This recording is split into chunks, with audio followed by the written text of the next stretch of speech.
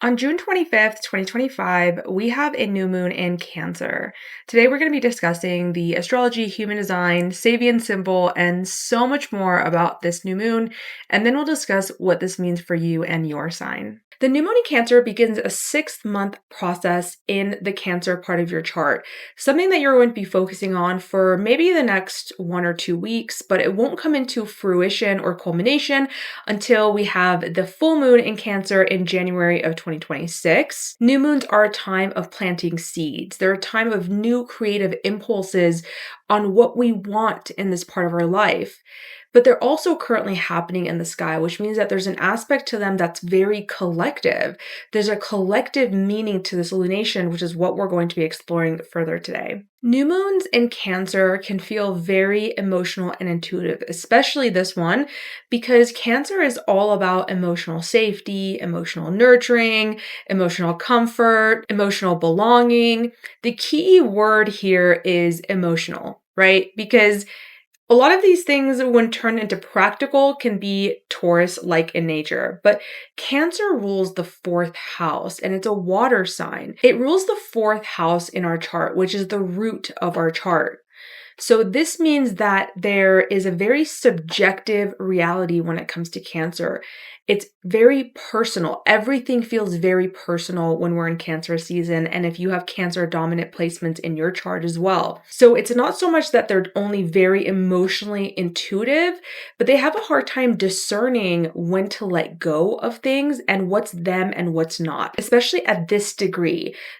Because when we look at the Sabian symbol for 5 degrees of Cancer, we'll kind of see how this plays into this new moon specifically, because Cancer rules the summer solstice. This is the longest day of the year, but it's also a diminishing of the light. And the light, our sun, is our place of individual consciousness. So the fact that that's diminishing means that we are entering a space in which it is less about us and more about collective will, which, like I said, is going to come to be much more important when we see the Sabian symbol for 5 degrees of Cancer. And if you think about the Cancerians that you know, you probably recognize the fact that they are very much concerned with the well-being of other people. They are as good as how the people closest to them feel, and there's an attachment to everything, really, and especially the people who they really, really care about. And the problem comes when we cannot discern what is me versus what is my family, what is my future versus what is my past, right? Because Cancer rules past, it rules the memories, and its opposite, Capricorn, rules the future. And Capricorns are the ones who have the ability to kind of detach, which is why the moon, which is the ruler of Cancer, is debilitated in Capricorn, because it kind of strips them of this feeling of inner security that the moon wants, of this emotional foundations, emotional stability that the moon wants, because Capricorn is more future oriented. It's not about falling into what the past was. However, as we know with all polarities, neither is good or bad. And as a Cancer, or during this time when we have a new moon in Cancer, especially because when we have the full moon and whatever we're building during this time is going to be culminating in that full moon during Capricorn season, where we're going to have a lot of planets in Capricorn, it's asking us to remain balanced in both of these archetypes. And if you're a Cancerian person or a Capricorn person, we need the opposing archetypes to show up in a more holistic and individuated way. Otherwise, we're projecting certain things out into the world. One of the things that I've always found quite interesting, take a drink. If you weren't here for one of my previous videos, every time I say interesting, I said have a sip of water, because I just say interesting a lot, and it's a great word, and I just can't find a good substitute for it, unfortunately. If you have any recommendations, feel free to put them down below, but I really just feel like interesting is the word. But one of the things I find really interesting about Cancers is the fact that they're associated to the crab. And I've always found this really intriguing, because people will say, oh, it's because Cancers are really hard on the outside and soft and gooey on the inside. But I don't really find that to be true about Cancers. And I'm speaking as somebody who has Venus in Cancer, Chiron in Cancer, South Node in Cancer. So I'm familiar with the archetype, and I don't feel like Cancers are tough on the outside. In fact, I think it's pretty aware to most people around them that they're they're not tough on the outside, right? They lead with their emotions, they lead with their love, they lead with their heart. And it's, in fact, one of the reasons that people love them is because they offer this sense of nurturing support. I often say how this axis of Cancer and Capricorn is a very supportive axis. Cancer does it emotionally, Capricorn does it more in the material sense, but they need each other, right? Cancer is mom, Capricorn is dad. The crab to me, actually, if we're thinking about the outer shell and inner softness, is more representative of Capricorn to me than it is Cancer, because Capricorns can often come across as cold-hearted, callous individuals, but inside they're actually incredibly soft, which is why they act that way, because they're learning in this lifetime how to actually be okay with that softness and to be able to be vulnerable enough to share that with other people. Whereas Cancers kind of have the opposite thing going, where it's like they lead with their emotions, they lead with that nurturing. And in order for a Cancer to really grow into their being, they must be able to recognize this, because Capricorn is their shadow. And so what they sense that they hate in the world, which are people who are cold, who don't have emotions, who feel like they are more cutting and super action oriented regardless of the emotions, right? This is kind of Capricorn, which is why Mars does so well in Capricorn, because it's like, we'll fight even if we don't feel like fighting. Whereas Mars in Cancer says, I don't feel like fighting today. Once again, these both have their own beautiful aspects, but when we start seeing that what you think you hate in the other is actually a part of yourself that needs to be integrated. So for Cancers, it's really about this archetype of the mother, right? If we're talking about the archetypes in Jungian terms, this is the mother. This is the aspect of ourself that needs emotional nourishment, support, compassion, and all of these things. And yet, in order to become a more healthy version of this as Cancerian people, and during this time as well, when we are so deep into our emotional world with the new moon and the sun and Jupiter all in Cancer, how do we not lose sight of the Capricorn aspect, the daddy aspect of us that asks us to actually get to work, even if we don't feel like it? Who tells us we need to plan for the future and not get stuck in the past? I love the fact that more and more people are coming to therapy. I spent over a decade in therapy on and off, but I really loved it. And what I've realized about therapy, though, is that very often it keeps us in that mother archetype. And it keeps us kind of stuck in our emotions. And I think for a certain period of time, this is really important, because most of us did not get the emotional nurturance, the Cancerian archetype that we needed. Even if our parents tried their best, we probably just, there was something missing. And if you're a Cancer dominant person, this could be very true for you, more so than others. And so we lean into things that help us feel nurtured and taken care of and supported, and this is a compassionate space. And what I find that what a lot of people are now kind of falling into this trap of like, well, now my emotional world needs to be dissected at every turn. And if I have a feeling, it needs to be investigated all the time. And if I don't feel like doing something, I need to honor that and listen to that. But then we're missing the polarity of Capricorn, which is like, and what am I going to do in the material world that is of value to myself, of others, can be supportive to myself and others?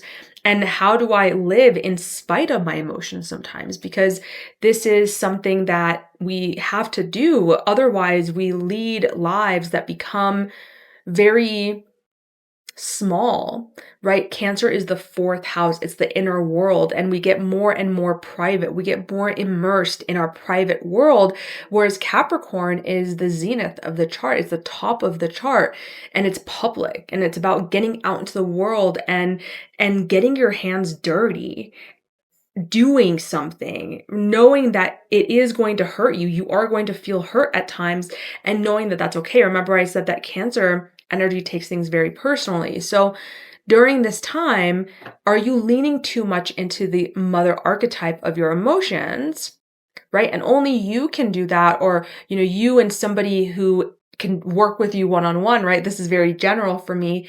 You can only be the person who really recognizes like, yeah, I've leaned too much into this mothering archetype, or not enough.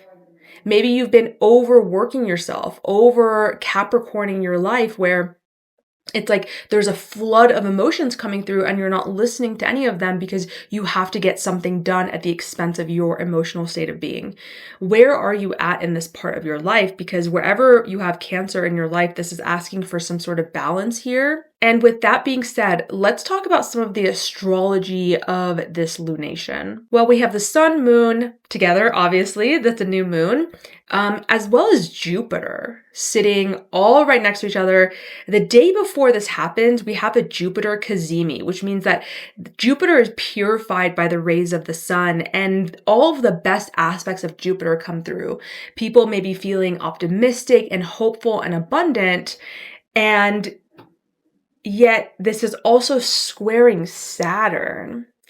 And we're going to see this theme coming up throughout this lunation. Honestly, if you don't want to go into the depths with me and look at the human design and look at the gene keys or gene key and look at all this stuff, I can sum up what this lunation is about right here, right now, is that if you dream big and you have the patience to see it through, act at the right time, surrender your personal will to the collective will, this will culminate in a massive achievement in 6 months with a full moon.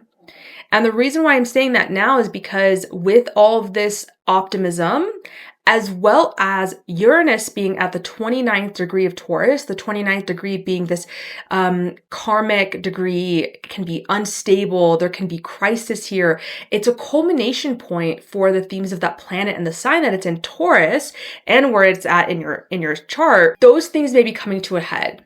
There could be like a peak intensity, a pressure to act. One thing I noticed about this human design chart, which we'll talk about later, is that we have a lot of gates in the root activated. And yeah, we'll talk about that when we get there. But it's really giving us this like pressure and intensity and this urgency that we have to do something. And yet with this new moon, specifically this part of our chart, Cancer, which also that gate sits in the root, there's this urgency, like we have to get something off the ground right now. But then that square from Saturn and Neptune is, number one, creating some confusion around our next steps, but especially with Saturn, it's creating a limitation. It's almost like this feeling, this like stop sign. You know, we're feeling this abundance, we're feeling so big and optimistic and hopeful, and we really want to go into this expansive state more and more. But Saturn's right there looking at us and saying like, not yet, not right now. And it can feel very, very frustrating to us because that sun, moon, and Jupiter can really bring this like dramatic flair, this dramatic desire to do something, to achieve this feeling of joy, to achieve this feeling of abundance. And Saturn is like pushing back against that. And like I said, Neptune can also bring a fog, a dissolution even of the goals that we're trying to achieve. And so what do we do with all of this intensity? Well, what's also really cool about this new moon is that all of that conjunction in Cancer is sextiling Mars in Virgo, but then it's also creating an inconjunct to Pluto. So there is this sense that we are here to take Mars in Virgo, slow steps towards something with this expansive understanding of what we are desiring, this vision that we're having, and this abundance that we're feeling, this expansive thing that we're going towards in this Cancer part of our house, because ultimately it will lead to a massive transformation in our lives, and in my opinion, a major achievement. But we have to traverse this with patience. And this is why it's so important to understand that this sun and moon and Jupiter are in gate 52, which in human design is the gate of stillness. The gene key here goes from stress to restraint to stillness. And this is happening in line 1. And line 1 of gate 52 is pause before acting. Inner stillness is sufficient unto itself. As I mentioned before, This is in the root center. The root center and the head center are two of the pressure centers. So as you can imagine, we can kind of experience ourselves as being like in this pressure cooker, right? Like we've got this pressure center in the root, and then on top, we've got this pressure center in the mind.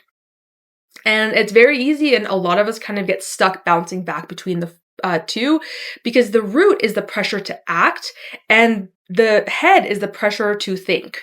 So we can have this pressure to act, but then our mind kicks in. And it's like, well, is this the right time though? And it kind of just goes back and forth, and we're like ping-ponging through life constantly. The way to deal with the root chakra, the root center in human design, in my opinion, especially if you have it undefined, and it is undefined currently for all of us, is to find stillness. So how do we do that? For that, meditation seems to be the best thing. A lot of people will first think of, okay, if it's the root action, it's the pressure to act, then I need to move, right? You need to move the energy through you. And there is definitely a time and place for that. However, if we are constantly discharging that energy, then we are not really ever expanding our container of being able to hold the energy that is within us. And I'm going to read from the I Ching. Actually, I'll do that right now. I think it's important for us to know too that the root center is our adrenals. So this is why this is an area of stress. This is why the shadow of Gene Key 52 is stress, because stress and pressure to act are the tenets of this of the center, of the root center. My belief is that all pressure is self-induced. Okay. And I'm not talking about when you're a child because it's different, but as an adult, all pressure is self-induced, because when we allow external pressures to become a part of our reality, we're allowing it, right? And it's not a place to blame ourselves, but to get really curious and see how, when somebody pressures us from the outside, the only way that actually works is if we allow it. And when we allow it, we're actually letting other people run our lives, because it's their sense of urgency, their pressure that they're putting on us that we're allowing into ourselves. One of the things that's really interesting is, take a drink, that my partner has a defined root and I have an undefined root. But like I said, because I have so many dormant gates off of it, it's like when my root gets activated, I don't know what to do. So he's constantly activating it because he's got a defined root. And people who have defined roots have their own sense of rhythm with stress and pressure. So they may have more access to dealing with that in a more healthy way. And I often feel very pressured by him. And I tell him this a lot. I'm like, I just feel like you're always pressuring me. Like, I'm very slow. And his energy is very fast. He's a manifesting generator. I'm a projector. But I very much recognize that every time I say that, and I have to always follow it up with like, I know that it's like me. I know it's me, because when I bring it to him, he'll be like, I'm not trying to pressure you, but it's just his energy, right? Like, human design is very mechanic in that sense. It's like everybody's just bringing his energy. His energy is just naturally making me feel pressured. He's not wanting to do that, but because of his own internal state, it's making me feel pressured in the way our charts interact with each other. And when I recognize this, I mean, it's still a work in progress, but when I feel his pressure coming onto me, I really have to just get so centered in myself that I recognize, okay, this is his pressure, it's not mine, and I get to choose if I want to give into it or not. And when we act from a place of stillness, that is when we make the best decisions. And this is the energy of this new moon, okay? So in the I Ching, this is called keeping still. It says the hexagram turns upon the problem of achieving a quiet heart. It is very difficult to bring a quiet to the heart. The Book of Changes holds that rest is merely a state of polarity that always posits movement as its complement. And I think this is good to know, because If we're thinking we're being pushed into a place of stillness where we don't want to be right now, can we recognize that we are simply on one polarity of movement?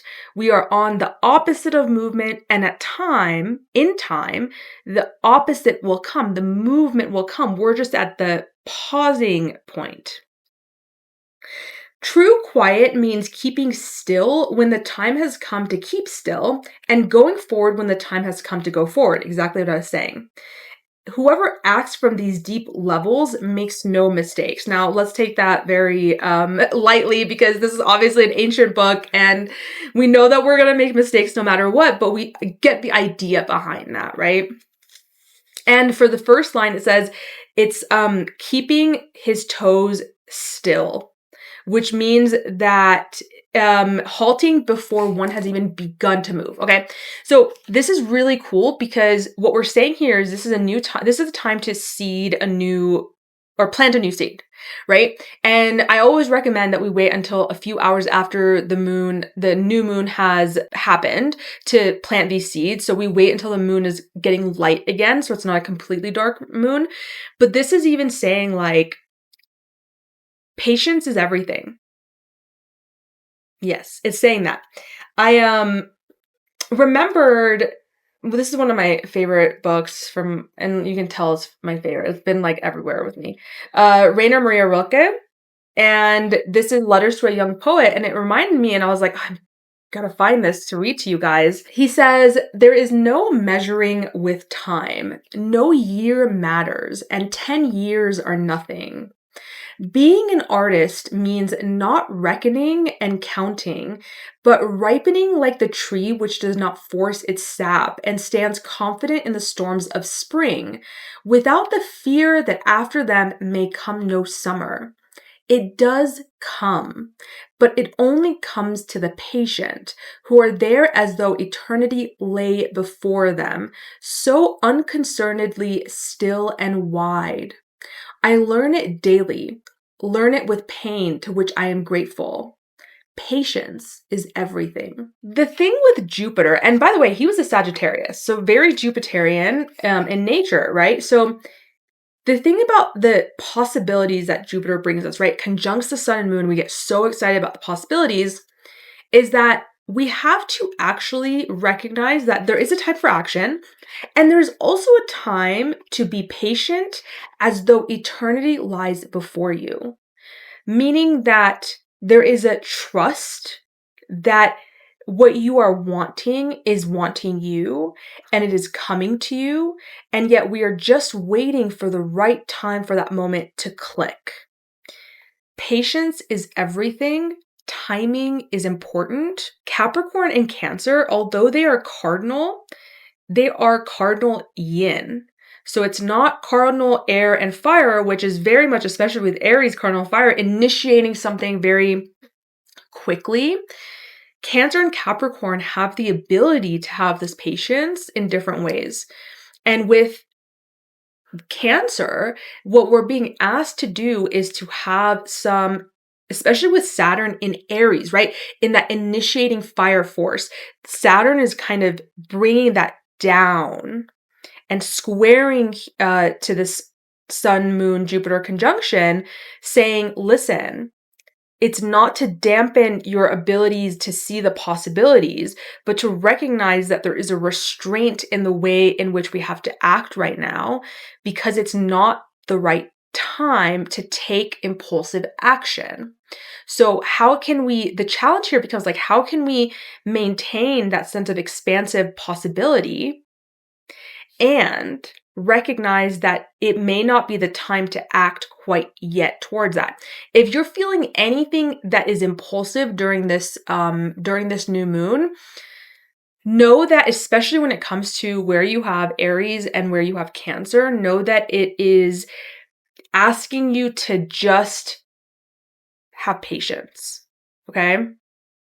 Now, I know I'm reading a lot, but I do a lot of research before my videos, and so I just like to share it sometimes with you in people's own words. You know, like a lot of times I will obviously just say what I feel, but sometimes it's nice to hear it from other people. Richard Rudd says the secret is to change your inner environment, your feelings and your thoughts, thus changing what you see and hear. If all you hear is noise and all you see is chaos, then that will determine your experience. However, if you anchor yourself into a higher frequency, the same life can be experienced as though you were living in an entirely different world. Because it's connected to the root, it is our adrenals, and so it very much governs our fight or flight response. So this is why people with this gene key, or us during this time, can feel really restless and desire to take action to run away from that internal state. Or we could feel like we're shut down, right? I mean, it's really fight, flight, fawn, or freeze, right? And we notice that biologically, women actually will do more of the fawning and freezing. And so we kind of tend to collapse and shut down, whereas men tend to do more of the fight or flight response. So just something to note as well. The 52nd gift of restraint requires a great deal of patience and an understanding that everything in nature moves at its own speed. Particularly in the beginning, things appear to move slowly. The moment we try to rush an idea, we disturb the ground in which it is sown. You can see from this how easily humans fall victim to stress. How much can you contain? How much space can you hold in your body? How many feelings can you hold in your body? How can you increase your capacity? I often talk about this with my one-on-one clients, is that I'm not trying to regulate your system. I'm not trying to regulate your nervous system. I'm trying to increase the capacity for what you can hold at any given time. Because ultimately we are here to just increase our container. And if we're talking energetically, then it's in our energy bodies, but even biologically within our nervous system, to have more ability to flow in between different states rather than get stuck in them or believe that, oh, if I feel this way right now, I'm going to feel this way forever, and therefore instigating the sympathetic nervous system into believing that, oh, we have to then do something about this, instead of our parasympathetic, right? Where we can relax, we can rest, we can ease into the unknown of the world and know that what we can control is how we respond to everything. This is, I think, and I think Richard says this too in his book, but I think this is one of the most difficult aspects for us to understand as humans, is to have this sense of stillness, because we are living in a stressful world. And I don't watch the news at all. And this is from somebody who I talk about this, but I was a political activist for literally most of my life since I was a child. It's not coming from a place of ignorance, but rather a deep understanding of the fact that all those years that I did political activism, I was angry. I was stressed. I felt pressured. I felt so chaotic. So what I do is I focus so deeply on creating a state of stillness and a feeling of peace internally, so that every day to day, I can exude that into the world and invite more and more people into that feeling, into that energetic frequency. And that's how I feel I've made much more impact than being politically involved. To what level can we decide to maintain our inner world and have boundaries around that? And maybe for you, it's not to the extent of me, who really try. I mean, you can't control not seeing certain things, right? Like I know certain things are happening in the world. All I can do is really moment to moment decide for myself, what is the best thing I can do? What is the way that I can have the most impact around this? I want to finish this off by just reading the Sabian Symbol, because I think it's really important. It is 5 degrees of Cancer, because we round up. It's an automobile wrecked by a train. The theme is knowing when to stop. This symbol speaks to a compelling sense of urgency or obligation to complete or finish something that has been started or set in motion. In a broad sense, the symbol speaks to a desire to obtain closure. The image of an automobile wrecked by a train dramatically illustrates the dangers of trying to rush things or bring any situation to a premature end. The emphasis in this symbol is on self-control, self-preservation, and the need to understand that at all times, the ultimate obligation of any individual is to himself rather than the outcome of any objective. The seeker is ill-advised to continue any course of action to the point of self-annihilation. Your greatest advantage lies in knowing when to stop or take a break. Stay in control of the situation and don't be pressured by artificial or self-created deadlines. Guard against endangering your health by living your life on the fast track or forgetting that your first obligation is to yourself. This is like an interesting thing, and I want to make it very clear. I think this is a very, very positive new moon. And that's why I want to talk about how we can work with these energies in a way that we can see that, especially in 6 months when we see the culmination. I love how this is kind of asking us to know when to stop and to guard against finishing objectives at the risk of our own self and our own health. And when I say health, I mean that holistically, emotionally, physically, mentally. There's a lot going on in the world right now. It's very easy to get really swept up in that chaos. If you are somebody who is very active politically, it's not to say that you can't do that, but to make sure that you're not doing that at the expense of your own life like I did for a very long time. And I recognized that I was no use to the world if I was a freaking disaster. And this is so important, you guys, because we are entering a very different time than what we have known, okay? I'm going to talk about this more, but Uranus in Gemini with Pluto in Aquarius, if we look at it historically, there is a lot of tension collectively. And as I've said, we are moving into this very fast-paced energy with all these masculine elements in the collective, fiery elements in the collective. So I keep talking about this, like, need to ground ourselves. And I think for this, it's like new moon in Cancer, right? There is so much emotional possibility and expansiveness ready for us, but we really have to focus on creating an inner sanctuary during this time, our inner home during this time, recognizing that something is being fertilized, and yet we don't really know where it's going. And so how much can we kind of plant the seed, then surrender to whatever it is it's wanting to happen with it, but also not giving up, holding ourselves responsible without drilling ourselves and criticizing ourselves because we're not doing enough.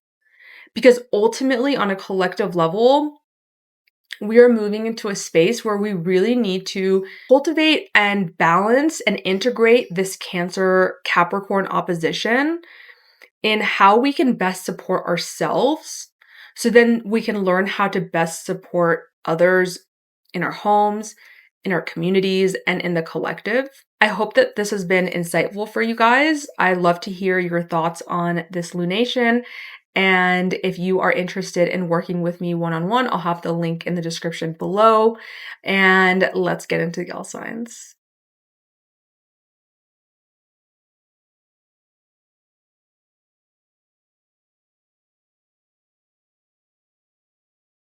Aries, sun, moon, and rising. You guys have this new moon in Cancer happening in your 4th house.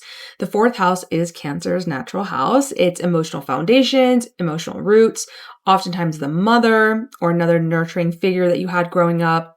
It's your physical home life, your inner private home, as well, your early childhood, as well as your family.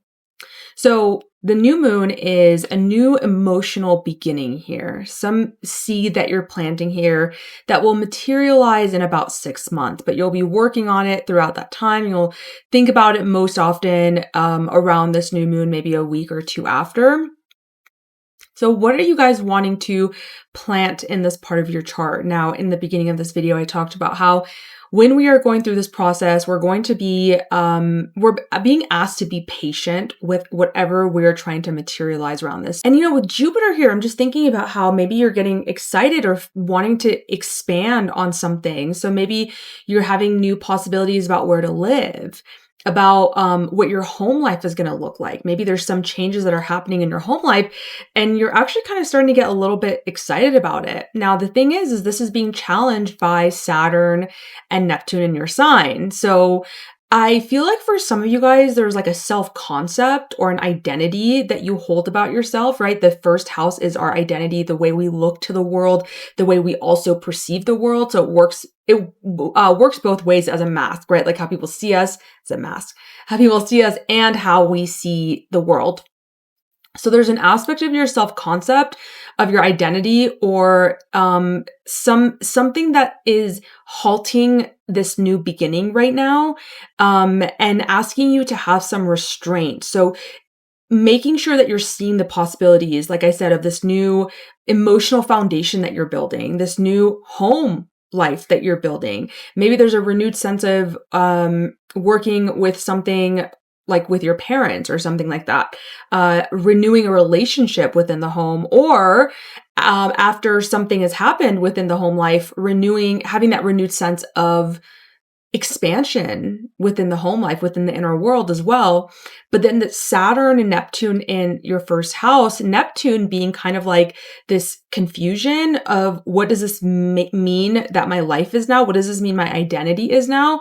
But with Saturn also feeling like restricted in this new beginning in some way, that like what's happening in the fourth house, this new beginning is in some ways creating,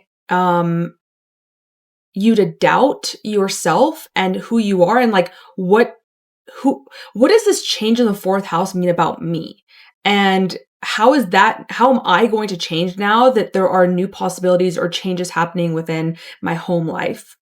Your guys' ruler has just gone into Virgo during this time. So there is also just a sense that you're really putting your head down and working on what needs to be worked on.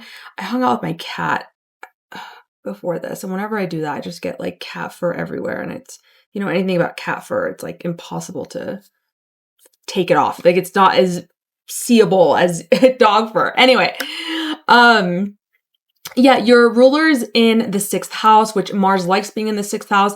This is honestly the best use of this energy right now, is just to like get to work for you. What is it that you're trying to build? What is it that you're trying to work on? Maybe it's something health related.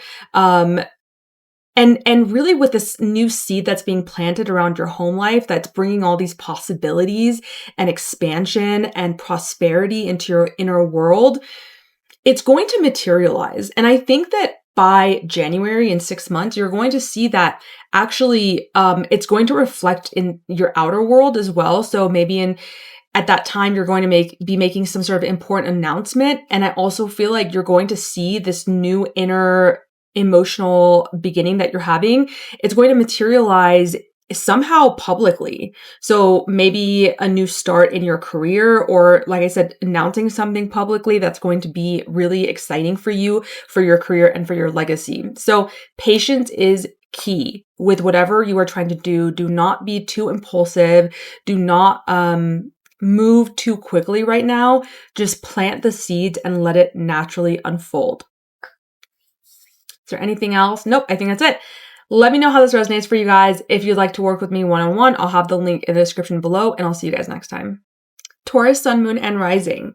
You guys have this Cancer new moon happening on June 25th in your third house. Your third house is your immediate environment. It is short trips, neighbors, siblings, cousins, communication, thoughts, words, learning, skills as well. It's your mind and your mindset. So there's a new emotional beginning that you're starting in one of those areas, and it's going to culminate in around 6 months when we have a full moon in Cancer in January of 2026. It's going to come like this. And the essence of this new moon is kind of what I talked about in the first part of this video, where I said that we're really being asked to watch for any impulsive desires to act in a certain way. Patience is really key here, and to recognize that we can plant the seed and let it naturally unfold. So for some of you guys, this could be that you're desiring to be a little bit more active in your day-to-day, maybe take more trips, maybe explore where you're currently at Yeah, this could be a time that you're taking a trip, by the way. Usually it's like a lot of local trips, not so much long distance, although when there is a full moon in Cancer, there's going to be a lot of stuff happening in your ninth house. So there could be, between then and now, you're just wanting to explore more. You're wanting to explore the world or explore philosophy and belief systems more. Maybe there's something about writing that's happening here too, because this is the house of writing. So communication, speaking, writing, maybe you're writing a blog, maybe you're writing an article, maybe you're speaking up and talking about things that matter to you, right? This is Cancer. You're seeing new possibilities when it comes to communication and writing, right? We've got Jupiter here. And the thing is that Saturn is sitting in your 12th house with Neptune. And there's this kind of like friction almost that's hitting with these two, in the sense that there are some subconscious beliefs that are holding you back from speaking your truth. And so Saturn is saying around this time of this new moon, not making any impulsive decisions to talk about something that's really important, because there may be some deep wounding that's creating this to come up. What I will say about this new moon is that because Cancer is so personal and so emotional and so intuitive and takes things very personally, this planting of the seed without becoming impulsive about the way that you're saying things, because you have around this time too, Venus in her home sign of your sign, right? So you're not wanting to like ruffle the feathers, but then you've got Uranus at the 29th degree in your sign, which I talked about in the beginning of this video. It's like this crisis or this urgency. Take a deep breath, Taurus. We don't have to act upon those urges. Everything's going to be okay. And I think right now, honestly, the biggest thing is to focus on planting a seed and watching that seed sprout rather than shouting it from the rooftops right now. Because Saturn is giving you this feeling that like, if you want to start this project with a bang or whatever you're doing in your immediate environment, the trips that you're taking, if you're wanting to get really big with it, the way that you're communicating, Saturn's going to come in and remind you that there's a reason as to why you can't do that right now. And there's a depth to this reason. There's a psychological reason. This is the 12th house. It's subconscious, but you may not be able to see it yet. And that may be kind of frustrating. Mars is sextiling this new moon from your 5th house. How can you channel this energy creatively? Working diligently with your creative drive, with your self-expression. So Mars in the 5th house is, once again, I'm feeling for you guys like this desire to like really put something out in the world, but I feel like it's premature. It's not quite ready yet. Mars in Virgo is saying like, just work on your self-expression, work on like more quietly, work on your self-expression, work on your creative things that's happening, work on your inner child work, whatever that is, that 5th house thing. And ultimately, you know, they're both in conjunct to this Pluto in Aquarius. So, sorry, my cat, there's cat fur everywhere. So ultimately, like there is a massive transformation that's wanting to happen for you in your career. But right now, just how does it feel to like feel into the emotional expansion that you're wanting in this part of your life, rather than trying to rush things. It may feel like you have to finish something or you have to start something right now. And it's more like, there's more of like a maintaining vibe, even though it's a new moon. There's still time for this to culminate. Taurus, let me know what's going on in your guys' lives. What seeds are you planting in this 3rd house? How is this affecting you? What are you hoping that it materializes into? Like I said, this is a time for learning for a lot of you guys and exploration. And just seeing things in a different way. I feel like mindset, perspectives, philosophies, beliefs, these are all kind of shifting for you. Yeah, let me know. And if you want to work with me one-on-one, I'll have my link in the description below. I'll see you guys next time. Gemini, Sun, Moon, and Rising. You guys have this new moon happening in your 2nd house. It's sitting with Jupiter. I talked about this in the beginning of this video. This is a time for planting a new seed that's going to materialize in about 6 months. It's going to come to a fruition. And this is a time of expanding your possibilities of making money.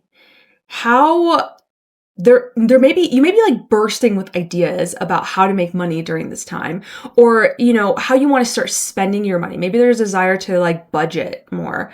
The second house is like things that you put in your mouth. So maybe you're thinking about changing your diet. Maybe there's something happening about your value system, right? The second house is about values, money, self-worth, self-esteem, things you put in your mouth. Sometimes it can be our throat and voice as well, your material possession. So what's going on here? Like, are you wanting to expand the amount of money you make? Or maybe you're just thinking about how you want to decrease the amount of money you spend.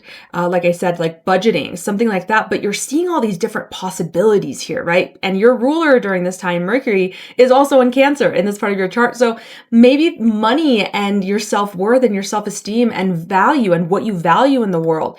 These are big themes around this time for you, maybe the week before this new moon and the week after. But the seed that you're planting, of course, is a 6-month cycle. And when we see its fruition in January of 2026, you're going to have a bunch of stuff happening in your 8th house of other people's money. So maybe you're figuring out how to, and other people's, the give and take between you and other people. So it starts off being very much just about you, your self-worth, and your money. But in 6 months, we're going to see how other people's money, other people's resources, other people's emotions, the intimacy between you and others is actually going to be a big part of how you're making money and increasing your self-worth and your self-value as well. During this time, Saturn is in your 11th house with Neptune. Okay. You're wanting to, I can see this, like you're wanting to make money. You're wanting to change your value system. But it's like it feels like your community is not really accepting, or your community is not really supporting this new venture, or maybe there's just a network or a group of friends, or somewhere, somehow you're trying to get the support that you need and you're not really getting it. And so the truth is, it's not that Saturn wants to diminish your efforts on this new path that you're taking around money and possessions and value. It's just that he's making sure that everything is in alignment, and he's asking you to have patience because Saturn prolongs the reward oftentimes. I talked about this, it's coming up, so I want to say this. In one of my previous videos about this book called The Dip, I've heard people talk about it, and I've kind of looked into his theory about the dip. And the dip is like, feels very much Saturnian to me, where it's this sense that you are in this period of where there's nothing really happening. So you had this idea, you want to move toward it, and then you enter this dip period. And the dip period is where you really get to decide, is this something that I want to continue doing? Is this something that's worth my while or whatever? And that's where I feel like that's where Saturn is kind of working for you right now. You may not be getting the support from others that you want. Maybe you're just feeling like collectively you're not getting that support from your friends. You're not getting that support. Or it's elusive. You're not understanding if you have their support or not.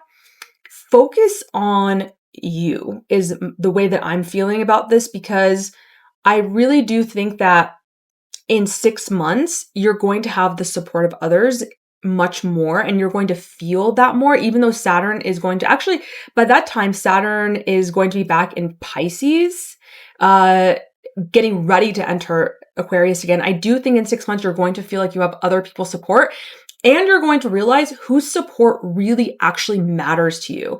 So don't focus on that yet. Focus on you and what you are wanting to do in this area of your life.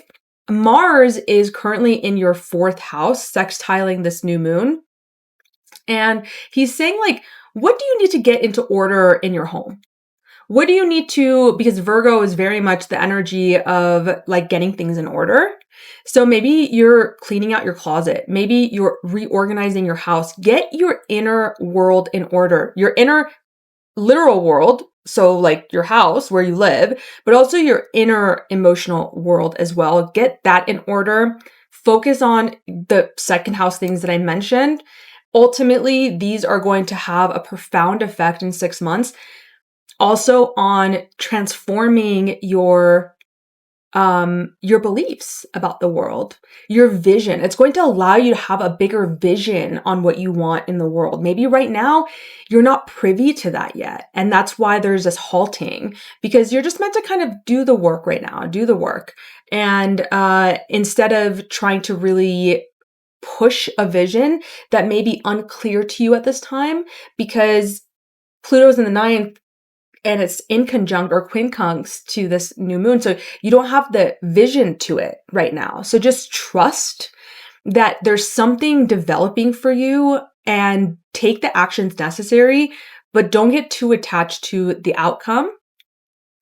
Because ultimately, the North Node is in your guys' 10th house. There's a lot of favor to you achieving something publicly and in your career or legacy. We just have to kind of remember that and be patient. Uranus is still in the 12th. It's going to come into your sign July 7th. So once that happens, I do think things are going to be speeding up for you a lot more. So Geminis, let me know how this resonates for you guys. Make sure to like and subscribe if you like my content. And if you want to work with me one-on-one, I will have the link in the description below. I'll see you guys next time. Cancer, Sun, Moon, and Rising. This new moon is happening in your sign. So not only is it affecting you strongly because it's your sign, but because you're ruled by the moon. So the lunations always kind of have a more of an effect on you. So what's the first house? Because you got Jupiter here too, right? We've talked about this in my Jupiter and Cancer video. This is your physical body, your health, your appearance, your identity, your approach to life, your attitude to life. This is a house of new beginnings. So this is a new emotional beginning for you, right? This is a planting a seed that's going to materialize in about 6 months with the full moon in Cancer in January.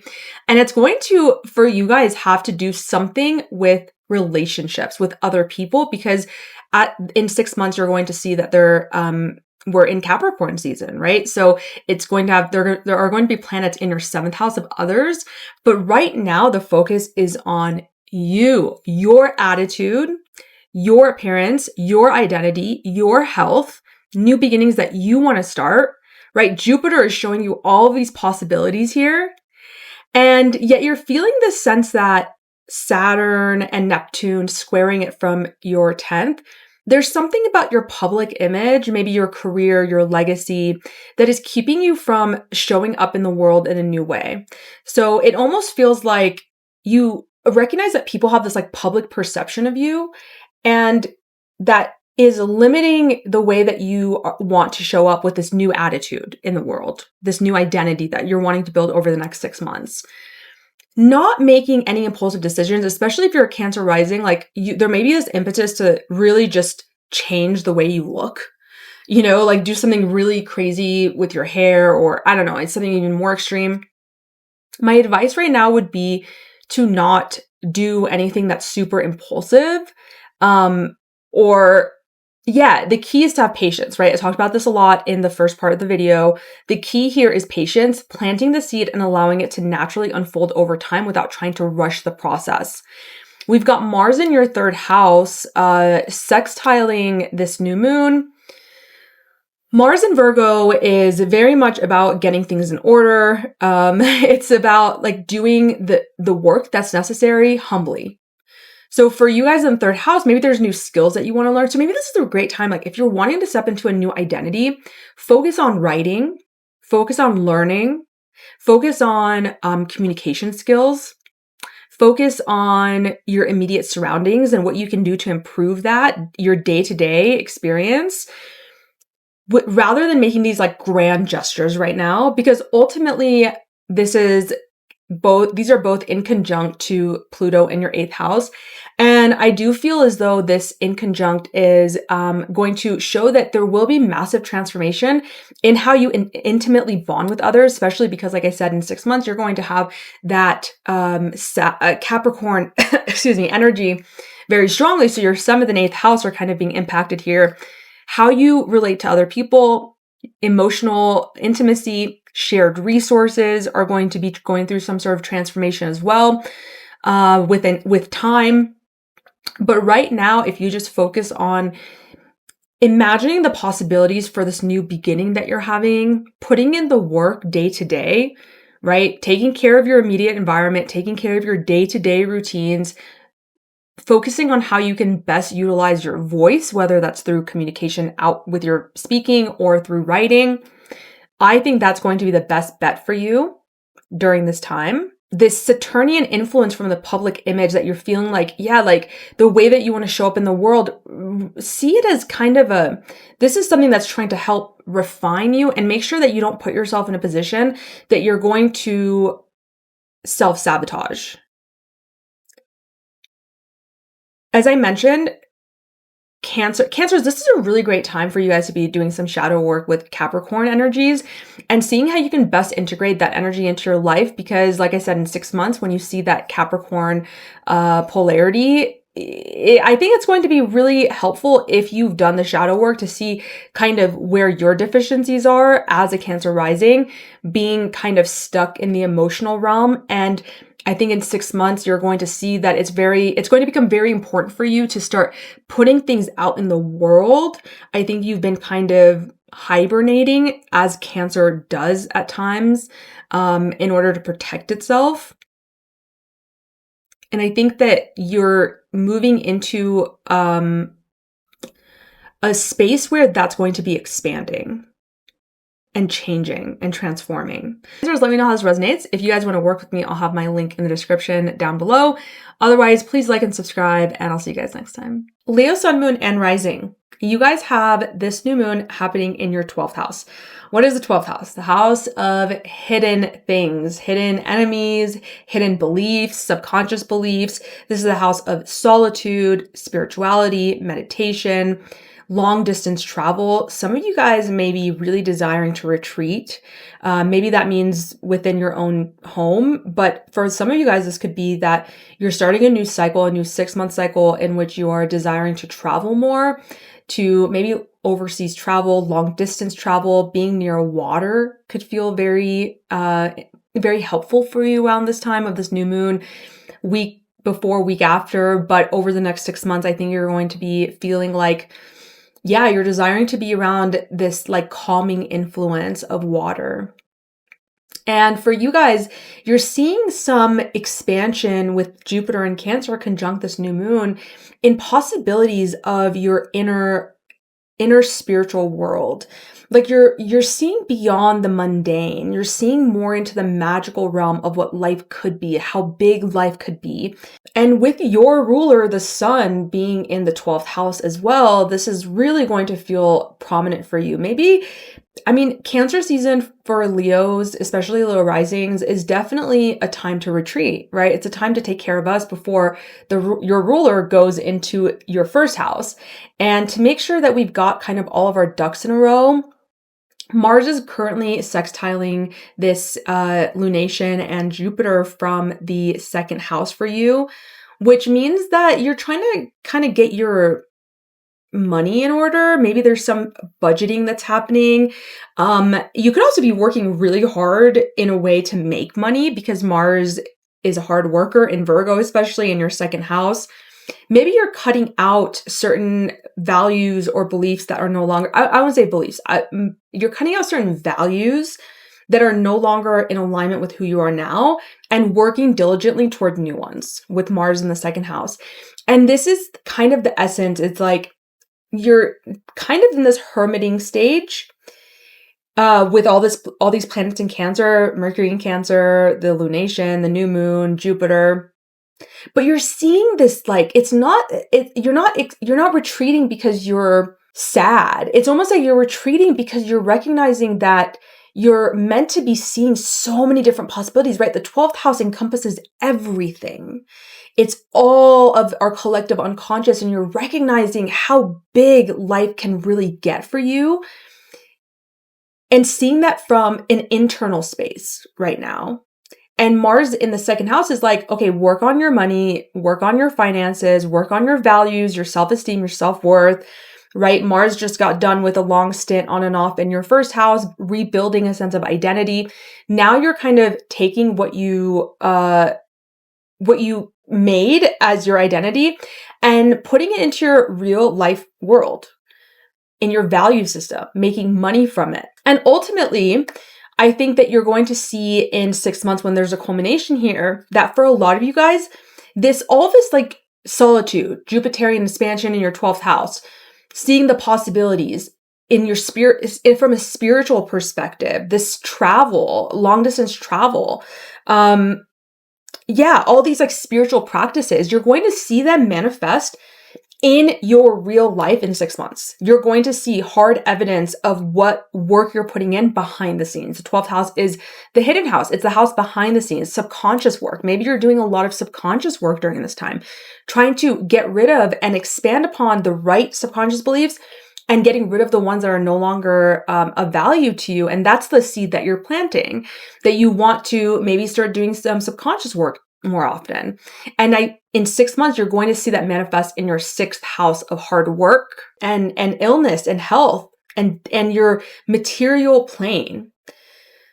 So it's almost like you just have to trust that what you're doing, even though it may not feel like you're doing anything on the physical plane right now, as much as you'd like to be, is going to manifest in ways that you can't even imagine in 6 months. Okay. So just keep putting in the work. And I also feel like there's going to be a massive transformation in how you deal with other people and in your relationships because of all this that you're doing here. You can't see it yet because of the way the planets are kind of working right now, but it is something that is going to transform the way you relate to other people and possibly bringing in some power players into your life as well. And I almost forgot, but this is important. You guys have Saturn and Neptune in the 9th house in Aries squaring off to this lunation in Jupiter. So maybe there's like this sense where internally you're feeling this emotional sense of expansion and possibilities, but something's coming in, and maybe it's a mentor, actually, maybe a mentor or a father figure or something, or something like that coming in, and or some sort of belief that you hold, some sort of philosophy on life that you have that's like, actually, no, you can't expand in this way. It's not possible. But the 12th house, like I said, is the house of everything. Anything is possible in the collective unconscious. We can transform our lives in unimaginable ways. You can call it quantum leaping, whatever. And this is in ways that the 9th house is not privy to. So don't take that, it might be somebody telling you this, but it also might be an internal block that you have. Listen to it, okay? Right?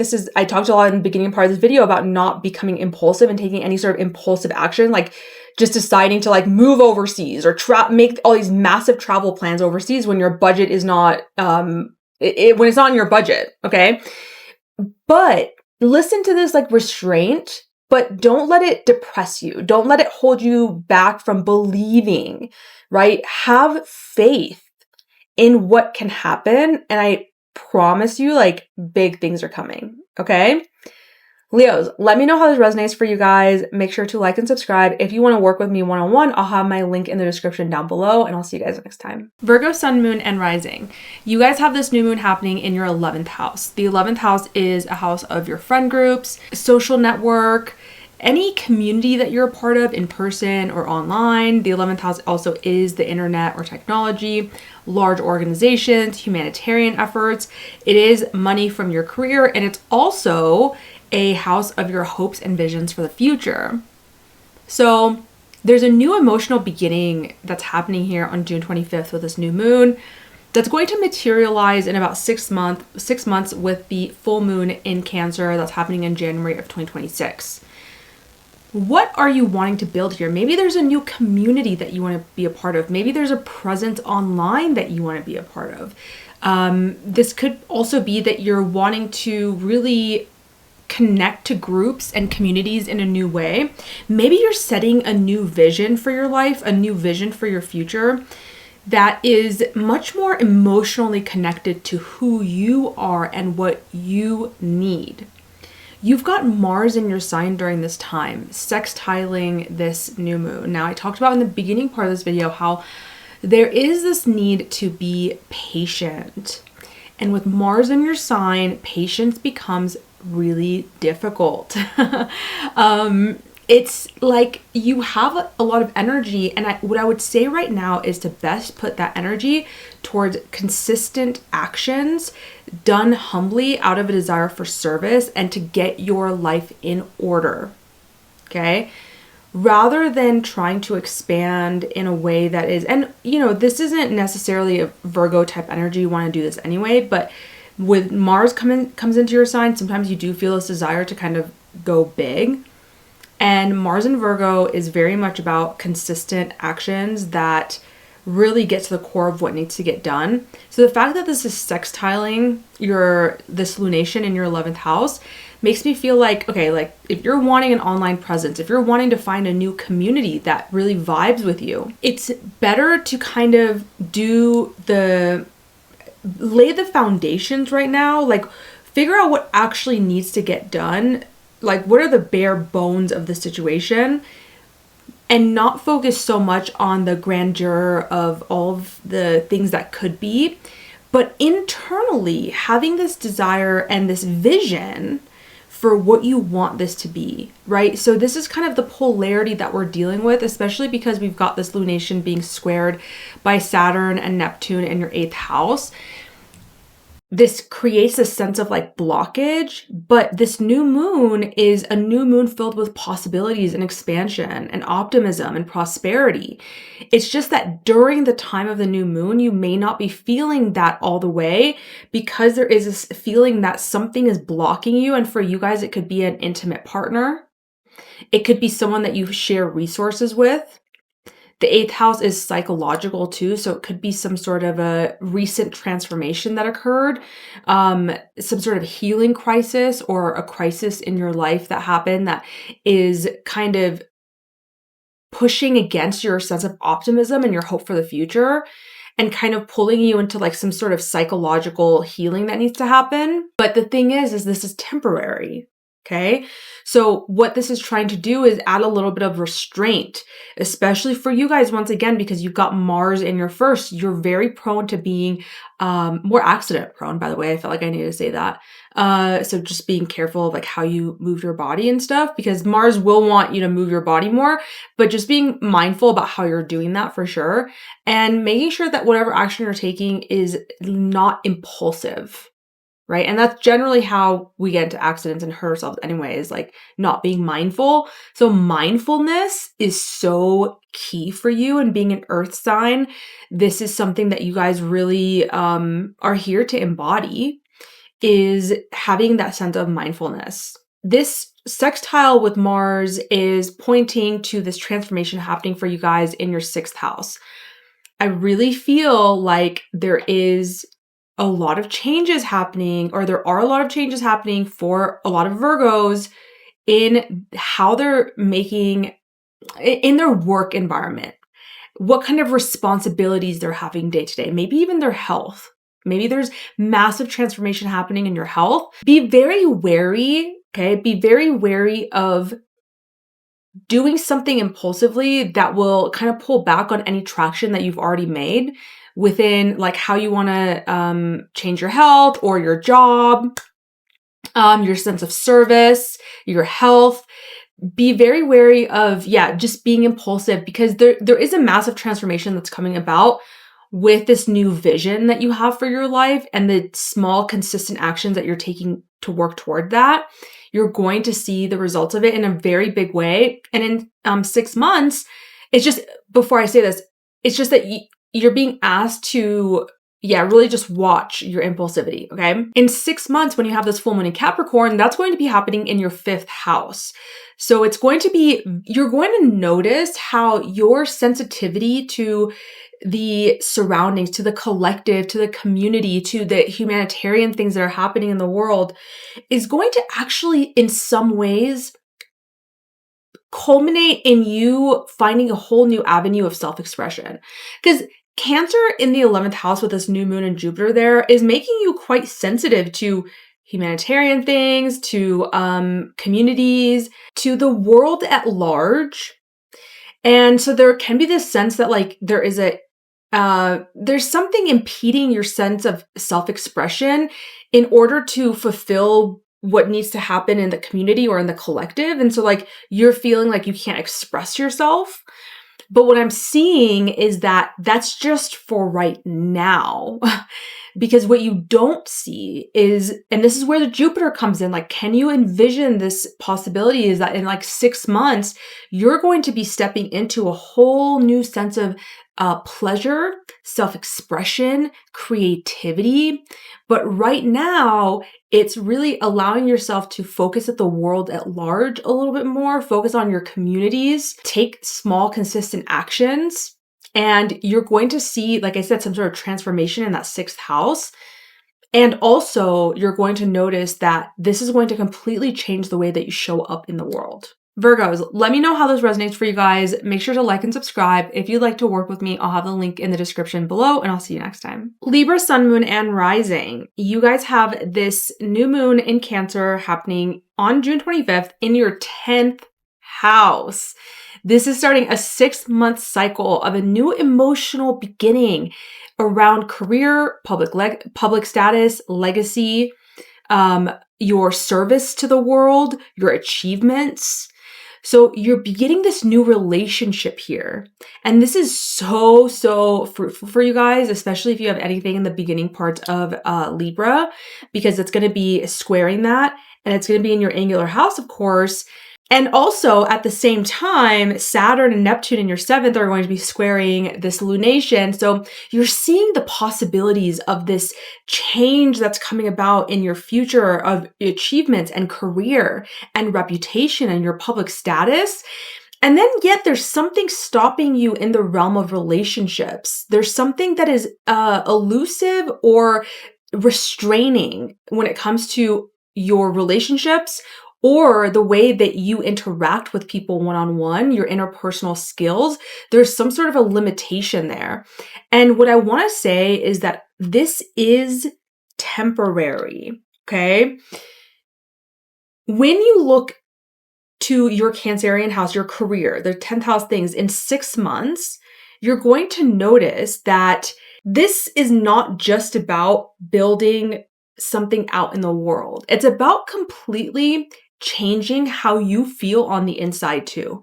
And in 6 months with that full moon in Cancer, you're going to notice that there's these planets in your 4th house.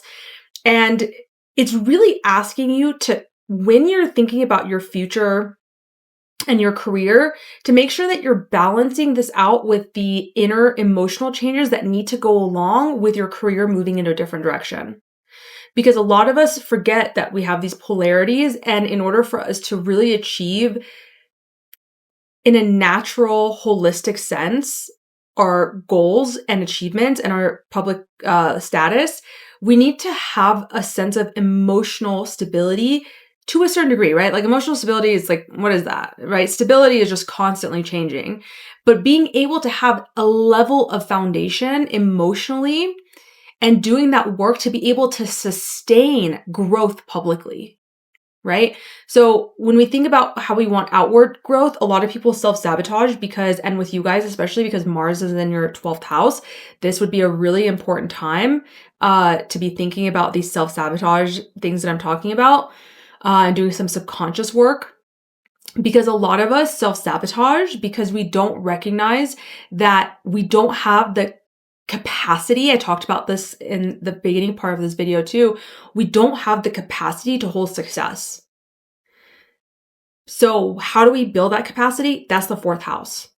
That's the inner emotional foundation. How are we building up our ability? Because listen, public acclaim to whatever degree comes with people criticizing you, comes with people seeing you, right? The 10th house is very public. There's no hiding from it. So how do we deal with that? Well, we need to have a strong emotional core, right? So that's kind of what you guys are dealing with right now. Emotion, and especially because you have Saturn and Neptune in the 7th house. Like I said, there's some interpersonal stuff that could be coming up to play. Maybe there's a partner that's like not really supporting you. Maybe there's a friend that's not supporting you. Or like I said, it could just be like the 7th house is your interpersonal skills. So not knowing how to do what you need to do. And your ruler, Venus, is currently in her home sign of Taurus. So she likes being there. Her other home, right? Like you're her second home as well. And she's in your 8th house. So get whatever support you need from other people, whether that's financial or emotional, to build to build whatever it is that you're trying to build. You may be requiring some financial support during this time or emotional support, and know that that's okay, that you can lean on other people. You don't have to do this alone. Actually, I would say that you're not supposed to be doing this alone because of this energy coming from your 7th house. You're meant to be healing through relationship. Okay, so don't run away from that. Mars in your 12th house is sextiling this lunation, like I said. So it is asking you to do the nitty-gritty work of cleaning up your spiritual habits, your subconscious beliefs, so that you can have this massive transformation in self-expression and creativity in time. You're not going to have that if you have these, especially with the South Node also in your 12th house. You're not going to have this material success, this expressive sense of self, the creativity, the love, the joy, the pleasure in your life if you're being limited by these subconscious beliefs that have for you guys a lot to do with relationships, right? Because Mars rules your 7th house and Saturn and Neptune are there. So let me know how this resonates. This is big for you guys. I'm really excited. If you guys want to work with me one-on-one on this, I'll have my link in the description down below. Otherwise, please like and subscribe, and I'll see you guys next time. Scorpio, sun, moon, and rising. You guys have this new moon in Cancer happening in your 9th house. Your 9th house is about your belief systems, travel, long distance travel, philosophy, law and legal cases, legal matters. It's about publication as well, teaching, mentors and mentorship. There's a lot that governs this house. Higher learning, higher education, faith as well in the world. A little bit more religious, or it could be religious as well. But really it's about where you find truth, meaning, and purpose in the world. So you're starting a new beginning, emotional beginning in this part of your chart, right? On June 25th, when we have this new moon. Jupiter's there, expanding your sense of goodness in the world, right? Like you're believing in possibilities that life can feel good and things can get big and you can expand upon your belief systems. And maybe you can even travel more, and maybe you can start teaching, or maybe even publish something that you've been really desiring to publish or work on and bring it out into the collective. Especially with Mars in your 11th, sextiling this, right? Like you're looking for your community. You're looking for establishing, maybe you're looking for the right people, right? And cutting out the wrong people. You're getting rid of old communities, finding new communities, and you're really desiring to have the people who are going to support you to become really successful. And at the same time, you've got Saturn and Neptune in your 6th house of work, squaring this new moon in Cancer. So there's almost this sense that like you're being bogged down by the amount of work that you have to do.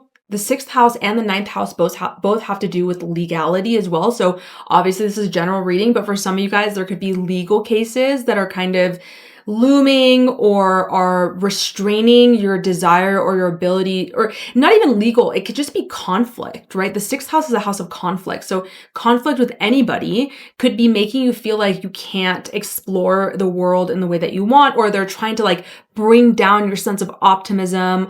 Maybe it's like a coworker as well, or your work environment is just not good and it's bringing down your energy, it's bringing down your frequency, and it's feeling like, oh, it's a drain.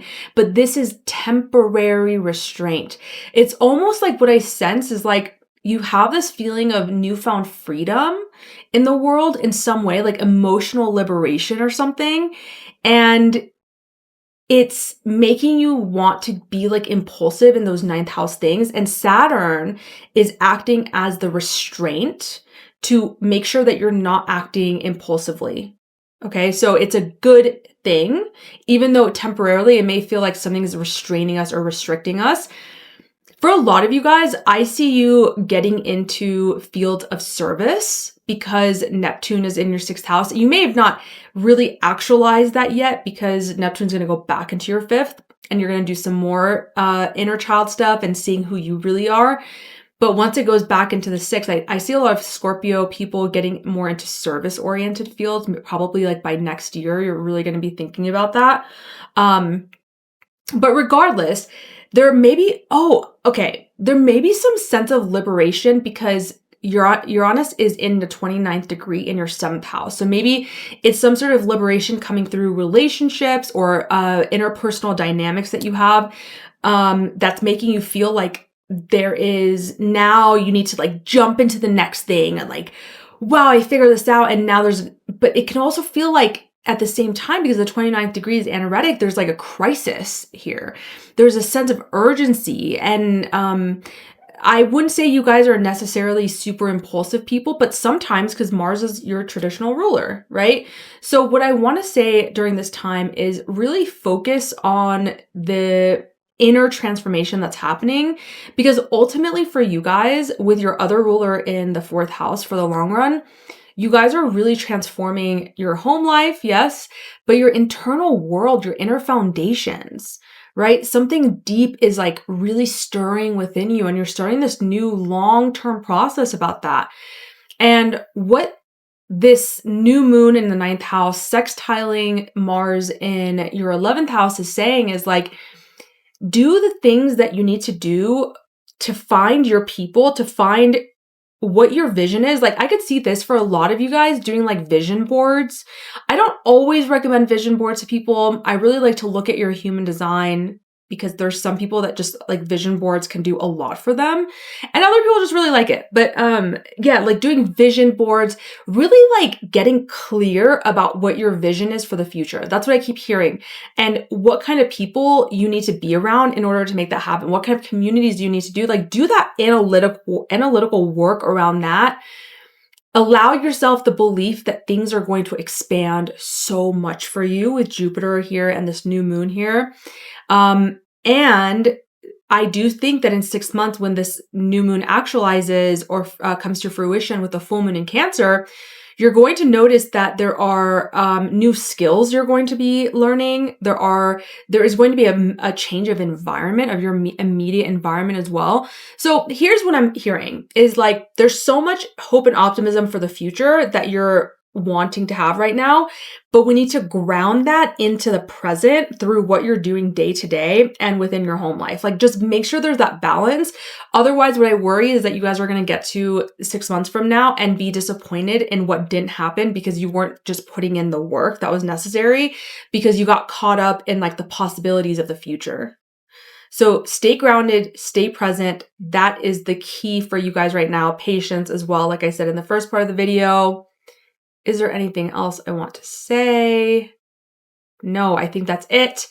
All right, Scorpios, if you guys like this content, please like and subscribe. If you want to work with me, I'll have my link in the description down below, and I'll see you guys next time. Sagittarius, Sun, Moon, and Rising. You guys have this new moon happening in your 8th house on June 25th. The 8th house is about transformation, psychological healing. This is a house of breaking addictions and where our addictive patterns lie, especially as it comes to relating to other people in an intimate way. This is a house of karmic give and take in relationships, shared resources, other people's money. It's mystical, the occult as well here. So you're starting a new beginning here in this part of your life. And over the next 6 months, it's going to actualize into something and it will materialize into something.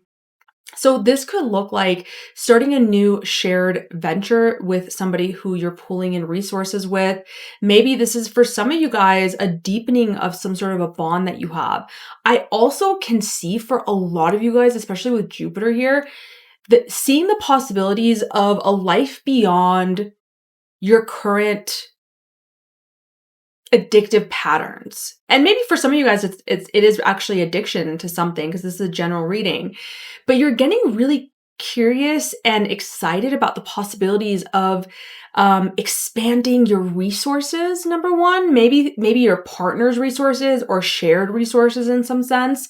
This could also be like a new beginning for your partner's resources, or maybe in the next 6 months, like they're going to increase the amount of money they have.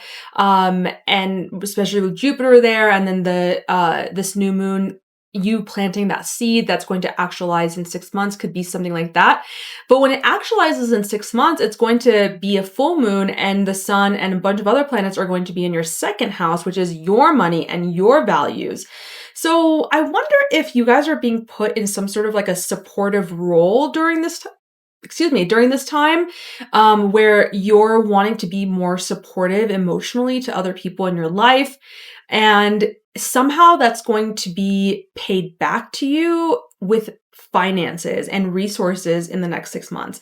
So this could even be like, if you have clients, you could be like very emotionally supportive and put yourself in a space where you're really being like there for other people emotionally, or maybe even like lending money to people, or something like that. And then it's going to come back to you in resources and money in 6 months, within the next 6 months. So that's actually kind of cool. It's almost asking if you can have faith in others rather than in yourself right now. I like that a lot for you guys. Okay. But also Saturn and Neptune are sitting in the 5th and they're squaring off with this. So maybe there's like, there's a part of you I could feel like, and this is kind of, I don't know why this is very specific, it feels like. So maybe a lot of Sagittarius won't relate to this. And that's just how it goes in general readings. But I feel like for a lot of you guys, there's something inhibiting you're wanting to do all that, because you're like, well, what about me though? Like, I'm tired. I don't want to support other people. Like, when's it my turn? That's kind of how I'm feeling right now. Like, I don't want to emotionally support other people. When's it my turn to express myself and be the center of attention and be getting all this stuff? And I'm like, yeah, no, your turn is coming. That's the whole thing, is how much faith can you have right now that other people are actually the link to your success, that other people are actually the way that you achieve your financial goals. You're not meant to do this alone right now. And maybe it's time that, it's about emotionally supporting other people, or like I said, financially supporting other people as well, especially because your ruler, Jupiter, is in the 8th house of other people, right? It's like other people's money, other people's values, right? It's not really about you during this time. But this Saturn square is temporary, right? So you're not going to feel this forever. It's just right now, and it's asking you to get really real. So don't, I talked about in the beginning part of this video, like, patience is key. Don't be impulsive. And Saturn's kind of helping you keep yourself in line, honestly. Maybe you are desiring to give too much of yourself, or make like a really big financial move. I would say, like, if you're thinking about making like a massive financial move, like, just wait it out for a few days. Wait until this energy subsides a little bit more before you decide to do that, because it just feels like you might be prone to being kind of impulsive, especially if there's anything to do with your career, because Mars is in Cancer, and it's in your, Mars is in Cancer. No, it's not. Mars is in, I feel like I said that for so long because Mars was in Cancer for so long that now it's just like Mars is always in Cancer in my head. But Mars is actually in Virgo, and it's in your 10th house. So maybe, especially when it comes to your career, you like watch for impulsive desires there, but also know that you're meant to be working consistently, diligently, and humbly towards service through your career right now. Mars in Virgo is quite humble indeed. And it's like, what work do we need to do? It's like, what do we need to get in order around your career? What do you need to make sure that it looks good? Analyze what's going on in your achievement, in your career, in your public status. Is there anything that needs cleaning up there? Do you need to go through your public profiles and take certain things out because it's no longer indicative of who you are, or whatever, like how the public perceives you, all these things? Like, that's kind of what you're meant to be doing right now. Have this hope of possibilities around expansion within your relationship with other people, especially because Uranus is about to go into your 7th house. But know that ultimately there is a massive transformation happening for you guys in the way that you communicate, who you communicate to, how you communicate. Maybe that's learning skills as well. You're learning the necessary skills that are going to transform you in really big ways. And the way to that transformation is through diligent work towards your career, and by imagining limitless possibilities in terms of shared resources, shared intimacy, and believing that you can be supported by other people too. Like that's another thing that is, I think, going to be big for you guys is like, how much do you believe that support financially and emotionally will come, even if it's not here right now? Like some of you guys, it could even be that like you're not the one who's supporting others, but you're the one who needs support right now, financially and emotionally.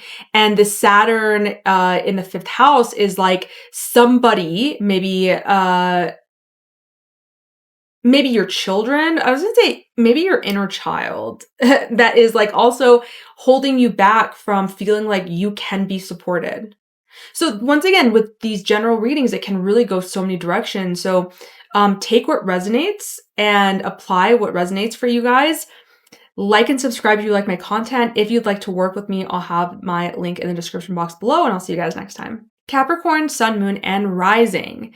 You guys have this new moon happening in your 7th house. So especially if you have anything around the beginning part, first several degrees up to like 7 degrees of Capricorn, this will be affecting you more strongly. So your 7th house is relationships, it's interpersonal skills, interpersonal dynamics, other people. What emotional beginning, what new beginning do you want to start there over the next 6 months? What do you want to crystallize there? Because what I'll tell you is this: when we have a full moon in 6 months, when this all culminates, it's going to be about you as well. And you're going to see how the changes that are that you're enacting, but also what's happening in your relationships is going to be a direct reflection of how you're changing, how your identity is going to look different in about 6 months. So I love this axis, the 1st and 7th house, because as you know, I practice Jungian psychology, and this to me is like the ultimate shadow perspective. Is like the 7th house being our shadow, the 1st house being our persona, or the mask that we wear, quote unquote. There's more to the ascendant than that, but this is an opportunity for you guys to really allow yourself to allow your relationships to reflect back to you. What's the current state of your relationships? Do you feel like you're being emotionally nurtured? And more importantly, do you feel like you're emotionally nurturing others, right? Capricorns can be really good at supporting other people through physical means. I talked about this in the beginning of the video. But maybe you're being asked to kind of bring out the more emotionally nurturing aspect of yourself during this time, and to imagine the possibilities of what your relationships could look like, right? And this may feel kind of restrained because your ruler, Saturn, is sitting in your 4th house, squaring this new moon and Jupiter. Well, Saturn and Neptune. So there could be some sort of like, you're not really sure what's happening emotionally. You're feeling kind of lost and confused, or there's some problems arising around confusion or restraint in the home life, or in the inner world, or with one of the parents, that's creating this tension that you're like, well, I can't be that happy in relationships, or I can't have those possibilities in my relationships because something about my childhood conditioning, something about what's going on in my home life, what's going on with my parents is not going to let me get that sense of happiness in my 7th house. One thing I just heard, and I want to say, like, this is a necessary restraint, okay? In the sense that, because something I just heard is that some of you guys are starting to feel like, if you're in an established relationship, this is a time where I could really feel some of you guys being like, I can do better. And Saturn in the 4th house might be like the thing that cools you down. And it's like, hey, is this an old habit? Is this an old pattern that you have where you're like overly judgmental and you're not like, or whatever. It's like bringing you back to these emotional dynamics that were from early childhood. Because the reason I say this is because when we have Jupiter with this lunation, we may feel like this dramatic desire to like move into something new. And impulse is not, or impulsive action is not what's being asked for during this time. And I talked about this a lot, that patience is key. So don't make any massive decisions when it comes to your private world, your relationships. Give or take at least a few days after, I would say like at least a week after this lunation, or at least like 3 to 4 days before you do any of that, because the energy is that of restraint. It's that of stillness, okay? Now you have Mars currently in Virgo in your 9th house. This could be a time where you're wanting to travel more over the next couple of weeks. You're discerning about your beliefs and your belief systems during this time. Mars in Virgo says to analyze things, to kind of take things apart and get really clear and ordered about what you believe, what your belief system is in the world, what you are, where do you find truth and meaning in the world? Like expand your vision a little bit.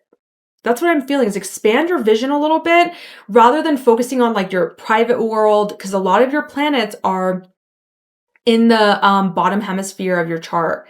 So you may be really focused on your like immediate environment, and that's not necessarily a bad thing because you've got North Node there. And also don't forget about your beliefs, the faith that you have in the world, the vision that you have. The 9th house is very much about vision. So get really critical and get analytical around those 9th house things, while maintaining the sense that your relationships can be absolutely beautiful and blossoming and prosperous. And at some point, that's going to actually lead you to have a massive transformation around your own sense of value and self-worth, and possibly even money. Focus on the details of what I just mentioned about the 9th house. Study. Maybe you need to intake new information or new knowledge, or get a mentor or something like that to help you with that. Because ultimately what's happening, like I said, is this transformation in your self-worth, resources, and money. All right, Capricorn, let me know how that resonates for you guys. If you'd like to work with me one-on-one, I'll have the link in the description below. And otherwise, please like and subscribe. I'll see you guys next time. Aquarius, sun, moon, and rising. You guys have this new moon happening in your 6th house, which is a house of work, health and illness, diet, taking care of your mind-body connection. This is about pets as well. This is a house of litigation or conflict, your daily responsibilities, your sense of usefulness and service on a very mundane level, right? Like what you do day to day to be of service to others.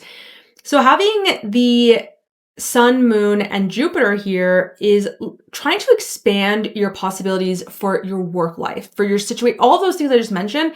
It's giving you insight to the possibilities of a really prosperous and expansive work life, service-oriented life.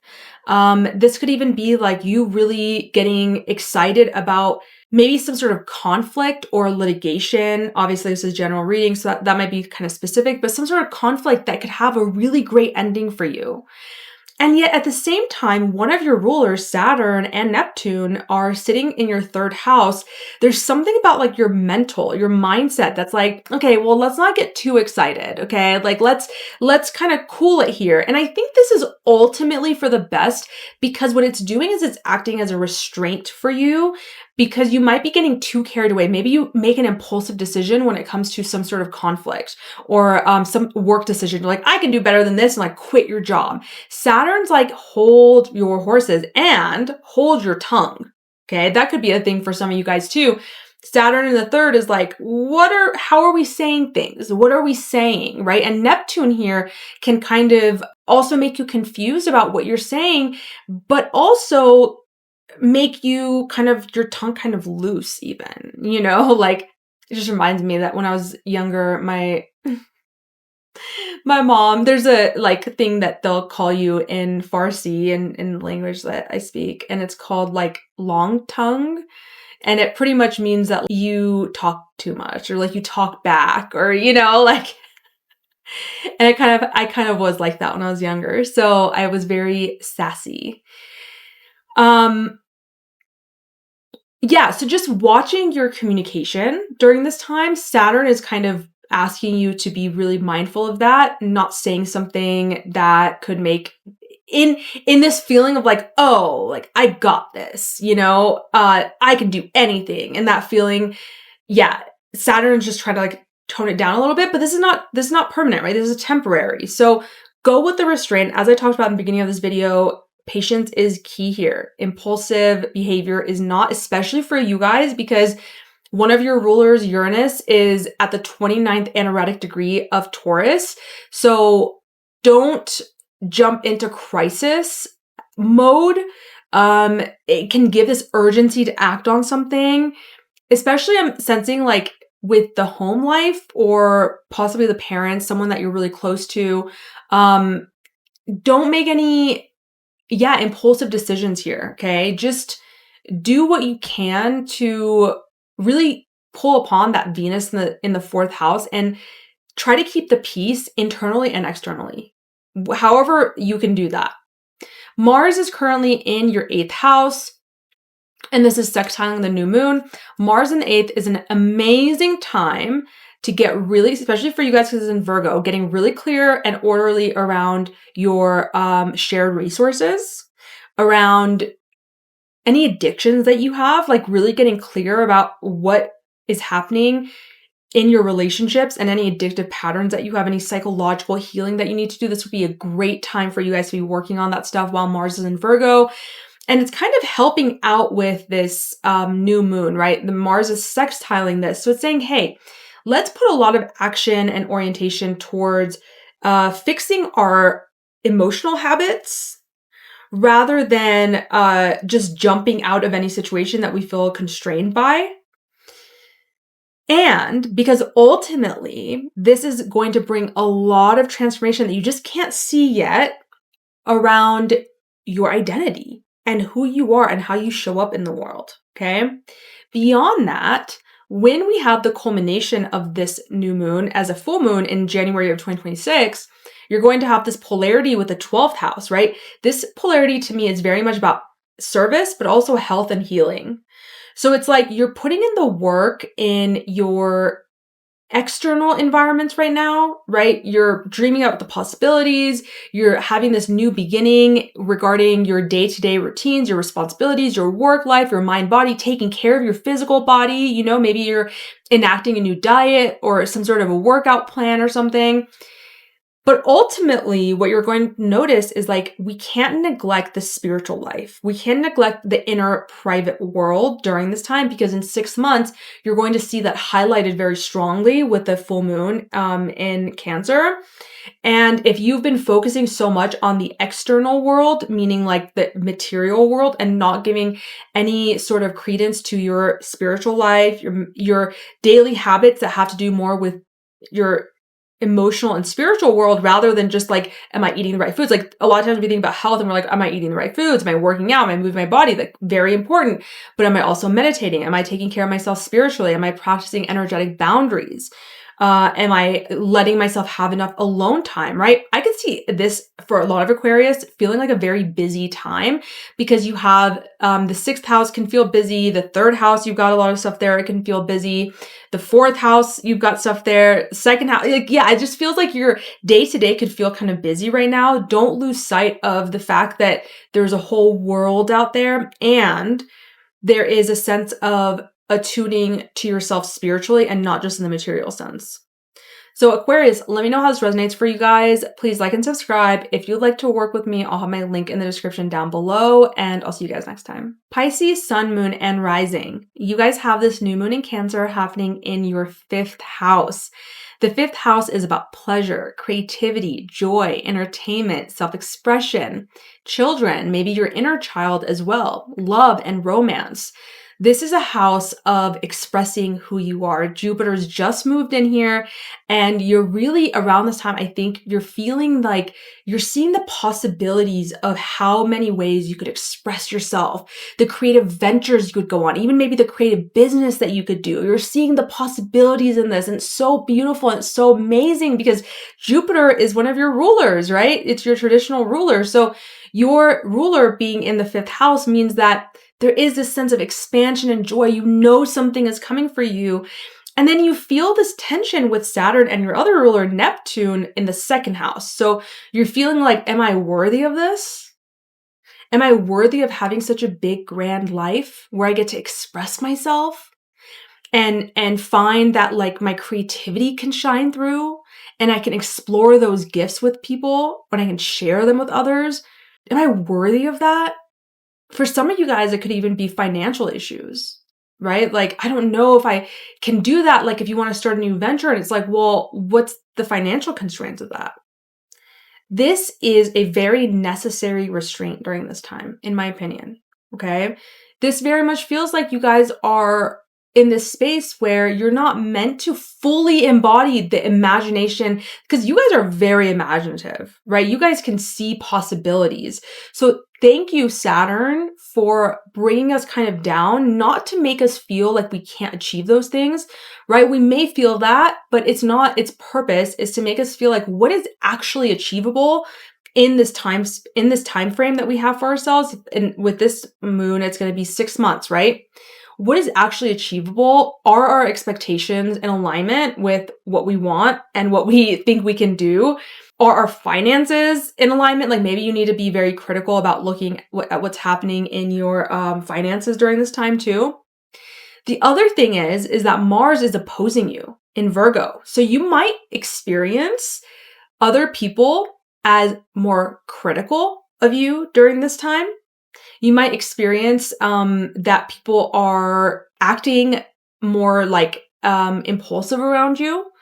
Maybe there's more fighting happening in your relationships, more conflict during this time because Mars is in your 7th house. What I would say around this is that if you are finding that you're getting into a lot of conflict, or you're noticing that you're seeing a lot of people's anger as threatening to you in some way, great time to recognize that maybe you have some suppressed anger to work with, to deal with. Because when this transit comes about, like, yes, obviously it brings in some essence of like other people, we perceive them as being like more angry, or especially in Virgo, more critical of us, more judgmental of us. But also it invites you to kind of understand how we do all those things ourselves and we don't acknowledge it. And so then other people come around and kind of instigate that in us. And that's when we see it and we blame the other person, when really we have a lot of our own anger issues that we can work with. And it could be anger towards ourselves, right? Like to me, that's the most damaging anger. Is like, I find that whenever we're angry at other people, there is generally, when you dig deeper, there is an anger at the self as well. So they kind of like go hand in hand in my experience. Now, what you can be using your energy for is, how do you improve your relationships in your life, right? This is Mars in Virgo. Get really clear and analytical about like your interpersonal dynamics, how you relate to other people. Really get down to the nitty-gritty of that too, and see like, what are you doing and what kind of energy are you putting into it?